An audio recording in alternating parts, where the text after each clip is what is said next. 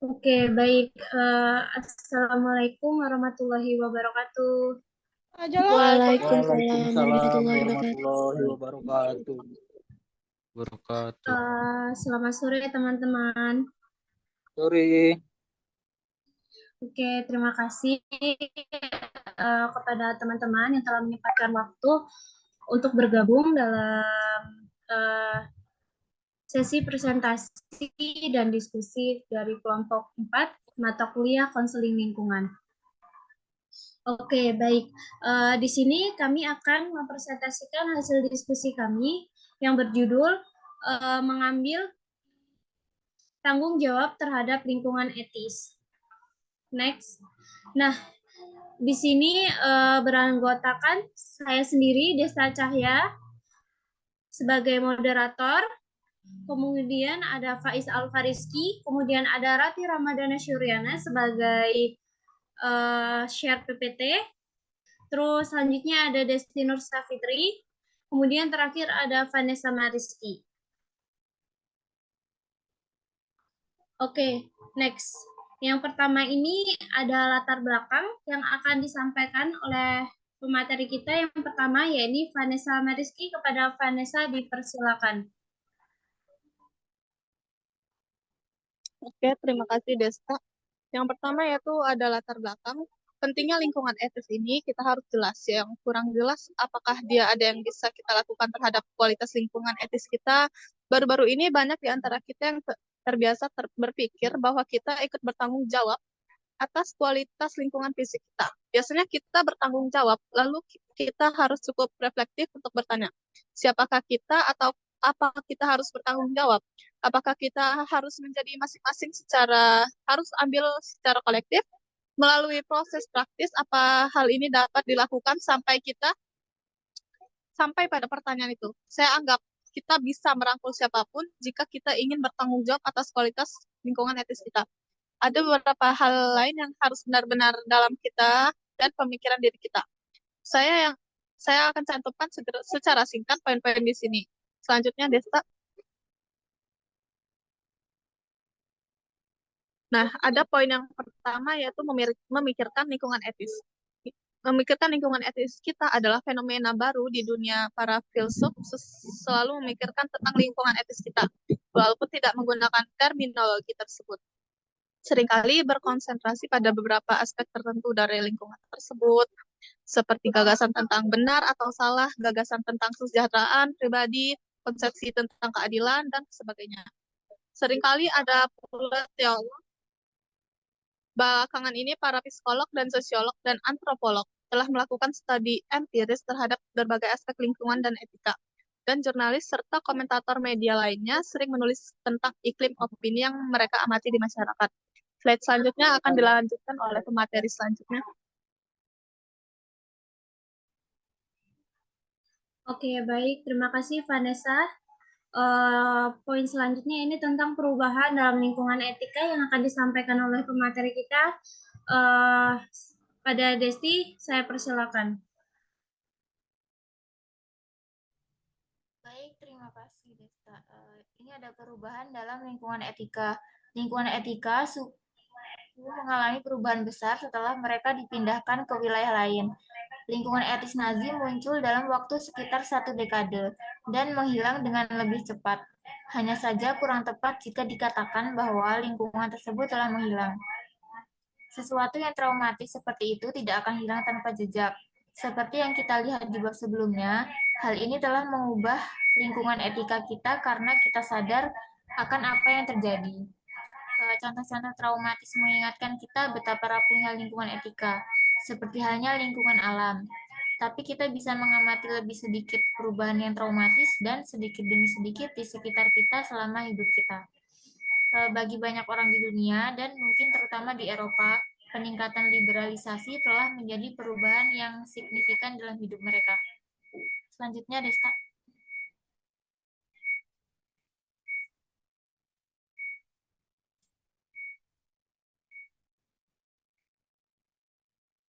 Selanjutnya ada mengevaluasi lingkungan etika. Ketika kita mengevaluasi suatu tindakan sebagai benar atau salah, atau suatu keadaan sebagai baik atau buruk. atau ketika kita memilih kualitas seseorang untuk dipuji atau dicela. Kita mengambil tindakan dalam lingkungan etis kita dengan menggunakan ide-ide yang tersedia untuk kita, namun hal ini menimbulkan pertanyaan, bagaimana kita dapat mengevaluasi lingkungan etika kita sendiri? Kita tidak dapat melakukan evaluasi dari sudut pandang apapun yang sepenuhnya berada di luar lingkungan etika kita. Karena jika kita dapat melangkah keluar dari sudut pandang tersebut, kita tidak akan mempunyai dasar untuk melakukan evaluasi sama sekali. Selanjutnya,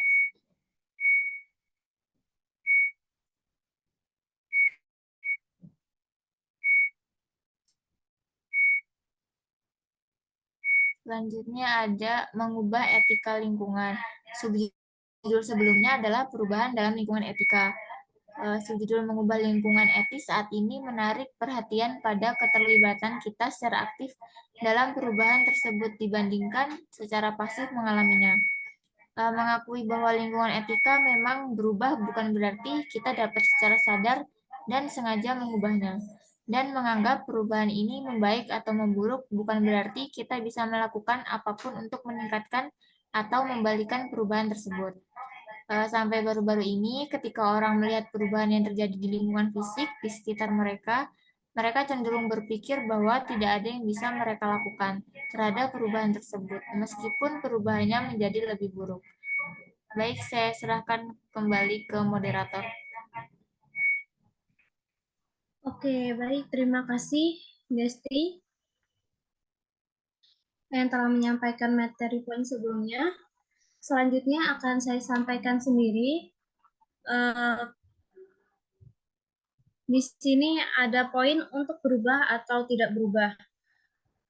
Nah, di sini ada hasil yang dicapai sejauh ini adalah kita dapat membuat perbedaan terhadap lingkungan etika kita. Kita membuat perbedaan ini melalui apa yang kita lakukan dan katakan, tanpa bertujuan untuk membuat perbedaan tersebut. Tapi di sini kita juga bisa secara sadar mempunyai tujuan seperti itu. Lebih tepatnya, apa sih tujuan tersebut? Yakni asumsi awalnya adalah kita menginginkan perubahan dalam lingkungan etika kita menjadi perbaikan, bukan kemunduran.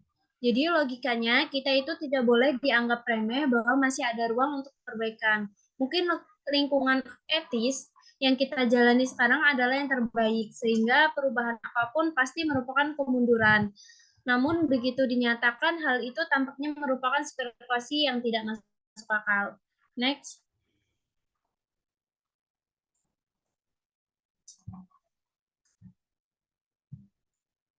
Oke. Selanjutnya di sini ada poin tanggung jawab terhadap lingkungan etis. Nah, kita kembali ke analogi hubungan kita dengan lingkungan fisik. Sekarang kita menyadari setidaknya lebih dari dulu sejauh mana kita bertanggung jawab atas perubahan dalam lingkungan fisik kita. Dalam dua pengertian istilah bertanggung jawab ini, yang pertama, kita bertanggung jawab secara kausal atas banyak perubahan yang terjadi. Kita mewujudkan perubahan ini melalui aktivitas manusia dan aktivitas kita akan terus berdampak pada lingkungan di masa depan kelak. Dan yang kedua, kita bertanggung jawab secara moral. Mungkin kita akan menyalahkan diri sendiri atas kemerosotan yang telah kita timbulkan. Nah, kita dapat menyadari berdasarkan pemikiran etis bahwa kita harus lebih berhati-hati berdasarkan pemikiran etis.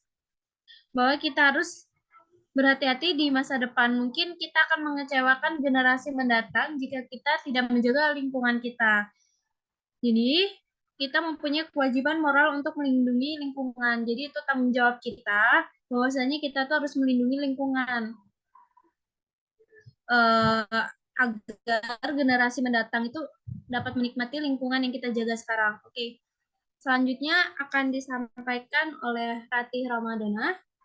Pada Ratih, saya persilakan. Baik, selanjutnya ada standar untuk mengevaluasi lingkungan.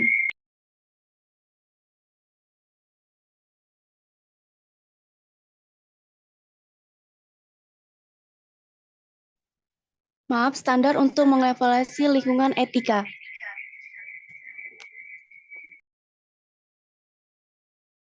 Pertama,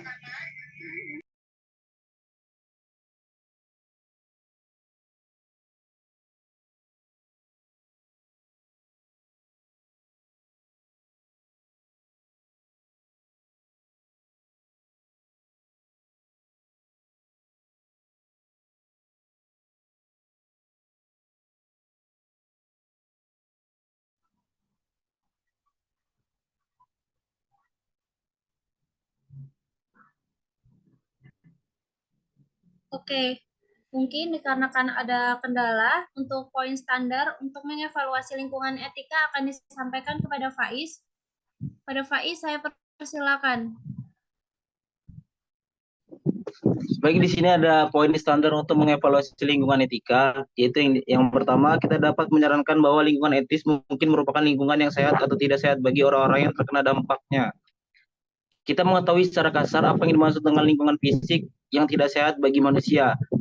Beberapa lingkungan yang tercemar, misalnya secara langsung mendukung terjadinya penyakit tertentu. Jika hal ini terjadi, kita dapat bertanya apakah ada latar belakang pemikiran yang memungkinkan lingkungan fisik yang tidak sehat tetap ada. Pikiran misalnya tentang kota-kota yang berada pada tahap industrialisasi yang pesat dan pertumbuhan populasi pekerja tidak terampil dan semi terampil yang pesat, atau mungkin pada awal abad ke-19 di beberapa bagian Inggris dan kemudian di beberapa negara lain. Atmosfer dan persediaan air tercemar, penyakit yang ditularkan melalui air dan udara berkembang baik. Terdapat banyak pekerja anak, harapan hidup pendek. Lingkungan etis yang menoleransi hal ini sendiri merupakan faktor penyebab buruknya kesehatan. Selanjutnya ada kesimpulan yang terakhir. Urgensi pemahaman lingkungan etis. Sebenarnya materi ini menekankan pentingnya menjelaskan pentingnya lingkungan etis. Meskipun sudah banyak yang menyadari tanggung jawab terhadap lingkungan fisik, pertanyaan muncul, apakah kita juga dapat bertanggung jawab atas kualitas lingkungan etis? Refleksi dan pertanggungjawaban ada harus bertanggung jawab terhadap lingkungan etis. Apakah ini tanggung jawab individu, kelompok, atau masyarakat secara kolektif? Saya kembalikan kepada moderator. Oke, baik. Terima kasih kepada pemateri-pemateri yang telah menyampaikan hasil diskusi kita. Dan terima kasih juga kepada Rati yang telah men-share PPT. Mungkin dicukupkan untuk presentasi ini dan diskusi akan dilanjutkan di kolom komentar YouTube. Jadi nanti teman-teman di mohon kerjasamanya yang belum paham bisa ditanyakan di kolom komentar. Nanti kita akan usahakan secepatnya menjawab pertanyaan dari kalian. Oke, baik. Saya ucapkan juga kepada teman-teman terima kasih banyak sudah berkenan hadir. Apabila ada salah kata, saya mohon ampun kepada Allah dan saya mohon maaf kepada teman-teman. Saya akhiri. Wassalamualaikum warahmatullahi wabarakatuh. Waalaikumsalam warahmatullahi wabarakatuh. Warahmatullahi wabarakatuh. Waalaikumsalam warahmatullahi wabarakatuh.